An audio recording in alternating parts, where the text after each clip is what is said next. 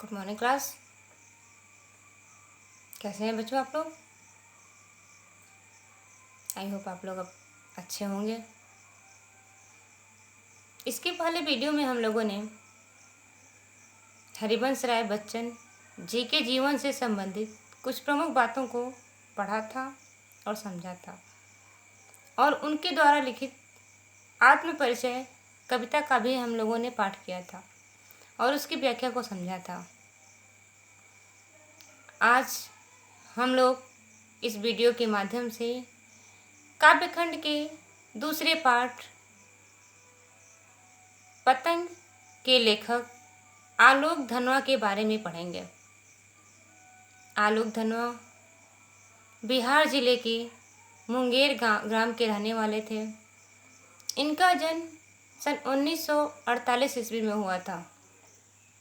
ये सन 1970 से 80 के बीच जन आंदोलन से जुड़े रहे। इन्होंने बहुत ही कम आयु में अर्थात बहुत छोटी सी उम्र में ही लेखन कार्य प्रारंभ कर दिया था। इनके द्वारा लिखित रचनाओं को जन सामान्य लोगों के बीच में बहुत ही ख्याति मिली। इनकी रचना को बहुत ही सरलता से, सहजता से और पूरे आत्मसम्मान के साथ, पूरे सम्मान के साथ इनकी कविता को लोगों ने पढ़ा और उसे महत्व दिया। ये बिहार के विद्यालयों में एक अतिथि के रूप में प्राध्यापक का कार्य किए, अर्थात इन्होंने कभी कोई अस्थायी नौकरी नहीं की थी, बल्कि अनेक विद्यालयों में एक अतिथि अध्यापक के रूप में कार्य किया था। 25 वर्ष की छोटी सी उम्र में ही इन्होंने लिखना प्रारंभ कर दिया और इनके द्वारा लिखे गए कविताएं जन सामान्य के बीच में बहुत ही अधिक प्रचलित हुईं।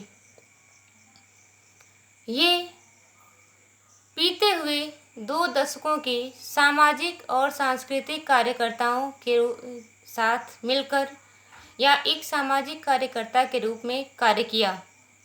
इनका कार्यक्षेत्र किसी विशेष स्थान से संबंधित नहीं था, अर्थात इन्होंने पूरे देश के लिए कार्य किया, अर्थात इनका कार्यक्षेत्र संपूर्ण देश रहा, यानी पूरा भारत रहा।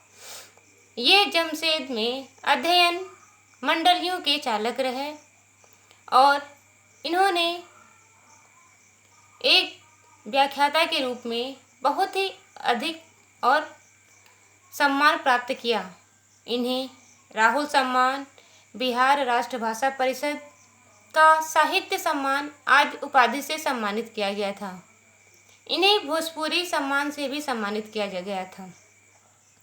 इनकी रचनाएं जनता का आदमी, उसके बाद भागी हुई लड़कियां, ब्रूनो के बेटियों की सिद्धि, दुनिया रोज बनती है इत्यादि आत्मकाव्य संग्रह रहे हैं। ये एक बहुत ही उच्च कोटि के लेखक हैं जो अपनी लेखन रचना से या अपने लेखन कार्य के माध्यम से लोगों के बीच में अपना एक महत्वपूर्ण स्थान बना रहे हैं, और ये अपनी रचनाओं के माध्यम से या अपनी कविताओं के माध्यम से केवल बिहार में ही नहीं बल्कि पूरे भारत में एक सर्वोच्च कवि के रूप में या एक अच्छे कवि के रूप में अपना नाम या अपने देश का नाम ऊंचा कर रहे हैं। इनकी रचनाएं हमेशा सामाजिक और सांस्कृतिक परिवेश के इधर उधर घूमती हुई दिखाई देती हैं। उनकी रचनाओं के प्रभाव का मूल्यांकन करने के लिए उनके द्वारा लिखित भविष्य पर निर्भर रहने वाले लोगों के हृदय को छू लेने वाला प्रतिबिंब साबित होता है, अर्थात जो लोग भविष्य के भरोसे बैठे रहते हैं या भविष्य में अपने जीवन को सुधारने का प्रयास करते हैं, उनके लिए बहुत ही प्रेरणादायी हैं।